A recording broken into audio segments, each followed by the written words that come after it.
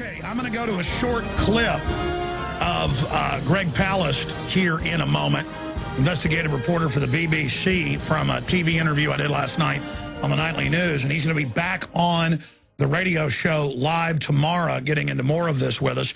I also have Rosa Corey, who's just an amazing grassroots fighter and expert on Agenda 21. And the reason I like having her on is because when I hear her talking about Agenda 21, I've done all the research separately and can confirm that she knows exactly what she's talking about and is an exciting voice, added to the mix with her experiences as a forensic realtor that fights eminent domain. So she's going to be joining us tomorrow. Nigel Farage, member of the European Union Parliament. He's kind of the Ron Paul of England. He's well known pretty much in that vein and almost as popular. Hasn't been around as long. He's younger, of course. He survived a plane crash and almost died a year and a half ago, but he's back and really having a big effect. The fastest growing party in the UK, and it's spreading to the European Union. He's fighting the open announcements of world government. He's going to be joining us coming up in the last 30 minutes of the show today. Best-selling author James Wesley Rawls of the new novel Survivors is going to be joining us. First time I've ever interviewed him, so I'm looking forward to that coming up in the second hour. Also, we've got new Fast and Furious news, giant news on the terror front. In fact, when I read this type of news, I've got to really, really try to just ask everybody to take a deep breath and listen to me carefully on this information. When you see media hype, when you see government hype about imminent Iranian attacks in America, and the fact that the U.S., Israel, and NATO and England are staging bombings and attacks inside Iran, and you've got the head of the National Security Council, Clapper, calling for provocations with Iran. You've got the history of Cheney, Pulitzer Prize winner Cy Hirsch exposed, wanting to paint up U.S. boats like Iranian speedboats and have Navy SEALs attack U.S. ships 5 years ago. Then that came out about 3.5 years ago once Cheney left office. Cy Hirsch was too scared to publish it until he left office, and I understand why. He's the guy that broke the My Lai massacre, everything else. Again, two-time Pulitzer Prize winner. You can't get any more credible than Cy Hirsch. You've got that going on, and now you've got him hyping, get ready for the Iranian attack. In ABC News, in Associated Press, heightened security in U.S. over Iran threat. And you add to that the U.S. troops massing, the NATO troops massing, all of this going on, all of this unfolding, all of this happening. And then you have the Navy SEALs with Ed Asner telling him that a attack is imminent, a false flag attack that Navy SEALs are telling him is about to happen. And then off record, he even gave me the sources' names and information, and I've called him. I'm playing phone tag right now. You've got all of this going on, all of this happening. I mean, this is the season of false flag. Like I said 2 weeks ago with that big emergency alert, and I said, look for them to start hyping Iranians are going to hit the U.S. Look for them to start hyping this ahead of a new war. They could easily pull off a new 9/11. Say Iran did it. Clamp down on domestic freedoms, deploy the TSA and regular army on the streets. It's all been announced that they're in preparation for. Start shutting down the media, suspending elections. Anything could happen. Now, to be clear, I'm not saying this is going to happen, but we're in the sights. We're in the crosshairs. We're in the danger zone. This is big time. So I'm going to be breaking that down. It's all unfolding. And so this is certainly white knuckle time right now. Let's go ahead and go to a clip from last night's Nightly News with Greg Palast, where I was bringing up the fact that so much of what he's talked about has now come true. I mean, he was the one saying News Corps was a mafia spying on people and influence peddling and giving sources to the police sources, that the system could then basically go out and go after whistleblowers, all of it. He was a guy who broke down in 2002 the plan by the big banks to implode Europe and then the United States, just like they've done third world countries. He said Argentina, its destruction in 2001, 2000 is the model of what they're going to do here. And it all happened. So I brought this up to him, and this was his response to that last night. Of saying, yeah, I told you so. I think it is worthwhile because it gives credibility to the material that we did put on before. I should note that I'm a lucky guy in one way. You might not see me on U.S. TV except bless you, Alex, especially on Valentine's Day, then kiss you. But I do have the world's largest news network behind me, putting me on a prime time BBC television. Now, do understand that BBC, when I got the documents from inside the IMF, and now we do see Greece on fire. There's a chapter in Vulture's Picnic called The Generalissimo of Globalization, where I actually have these documents from inside the IMF, World Bank. And because of my position in journalism in Europe, I was actually able to confront personally the Director General of the World Trade Organization and put these inside confidential documents and cables in front of him. That was his opportunity to say, oh, it's all made up, it's a bunch of conspiracy junk. He verified everything. He tried to talk away their meaning, but he verified everything, that I had all the documents I had. When you see Greece on fire, I saw those documents. I also spoke to the inventor of the euro, Bob Mundell, and who said, basically is saying this was in the plan. The idea was he wanted to end, he wanted to make sure that there was a sell-off of all the government properties in Greece, etc. You have to set a fire if you're going to have a fire sale. He thought that this is the best thing that's ever happened. These guys, this was the purpose of the euro. He said he was very upset, he told me, that democracies get to kind of vote on their fiscal and monetary, to have fiscal and monetary control. He wanted to create a mechanism, the euro, which would make elected parliaments and congresses and presidents subservient to an economic formula. And the economic formula is called the 3% rule there. There's a German word which I can't pronounce that they use. But that was the purpose, was to basically create something that would replace democracy. In fact, by the way, I spoke with, because of my position, I get to meet all these heads of state, etc. And I've met with Carlo Monti, the new prime minister of Italy, the new chief of Italy. And Monti, has not been elected. He's just a banker. That's, you don't get to choose anymore. They call him a technocrat. I mean, even The Economist says it's good to not have countries run themselves. We, the technocrats, will run it now. And as you said years ago when you got to meet, with the head of the organization, the World Trade Organization, they admitted this is how we were going to take over. But then they're the ones that sold the fraudulent debt and got the governments to sign on. They're the ones that actually have most of the debt. And so they do this Svengali judo move where they're set up as our bosses, even though they're the progenitors of it. It's insane. Yeah.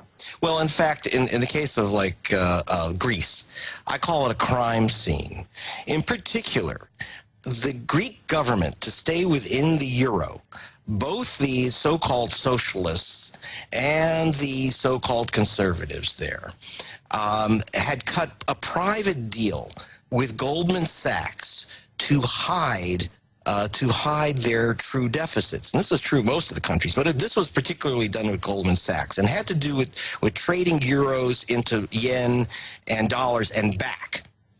Technically, on paper, it looked like Goldman Sachs took a multi-billion-dollar loss. Well, Goldman Sachs never takes a deliberate multi-billion-dollar loss. That's nonsense.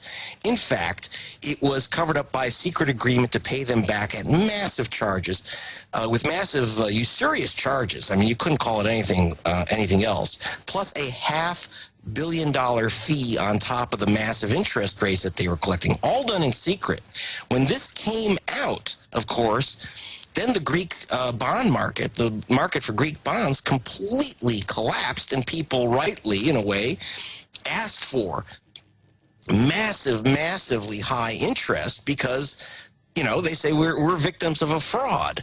Now, why, someone asked me, actually one of the band members from, if you remember, Dire Straits, asked me, well, how come they weren't arrested? Well, the United States, the Securities Exchange Commission is supposed to arrest the government of Greece, because after all, it was a conspiracy between two governments and Goldman Sachs.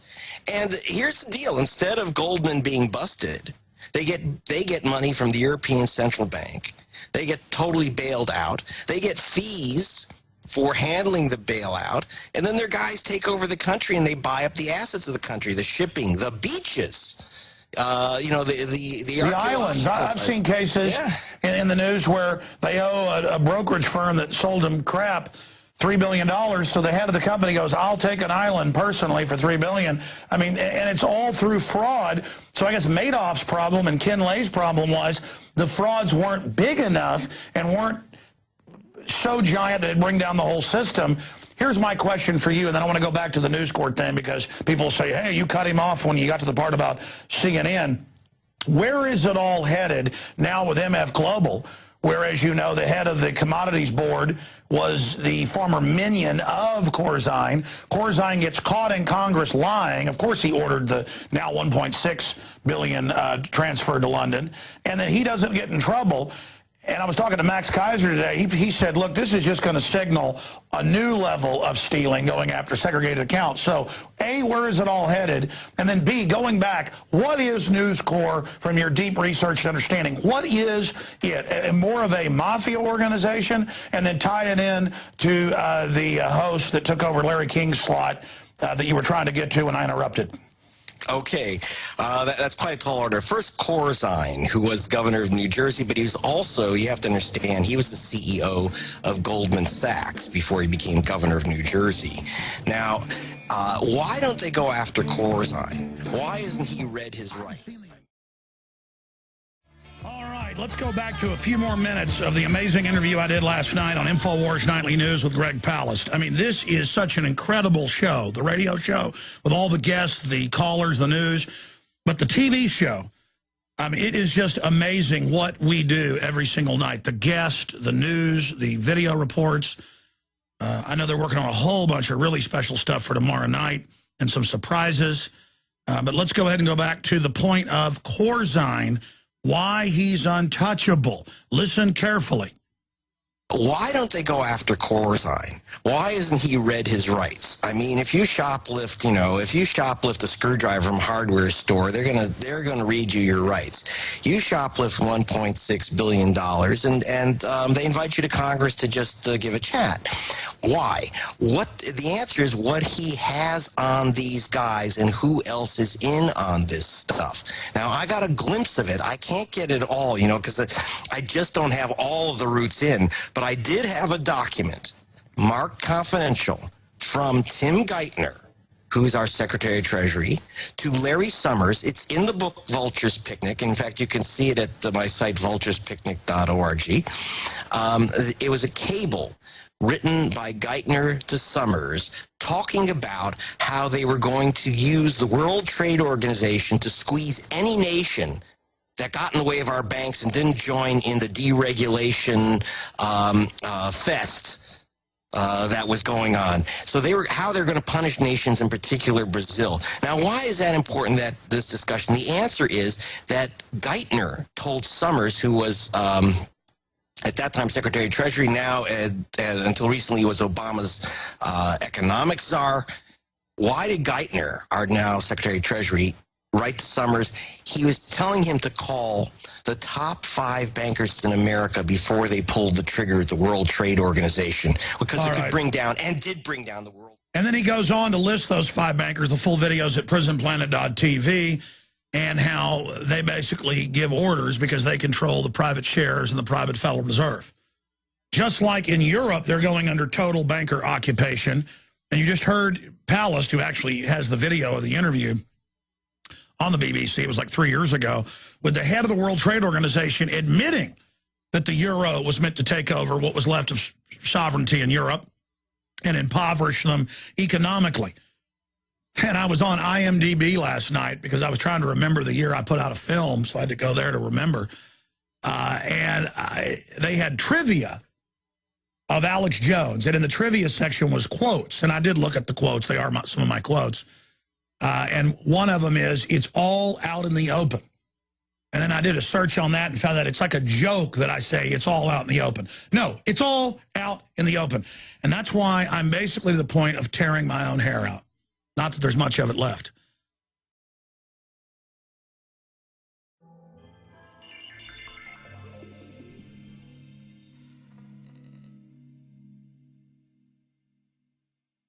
Okay, I'm going to go to a short clip of Greg Palast here in a moment, investigative reporter for the BBC from June 21. I've done all the research separately and can confirm that she knows exactly what she's talking about and is an exciting voice, added to the mix with her experiences as a forensic realtor that fights eminent domain. So she's going to be joining us tomorrow.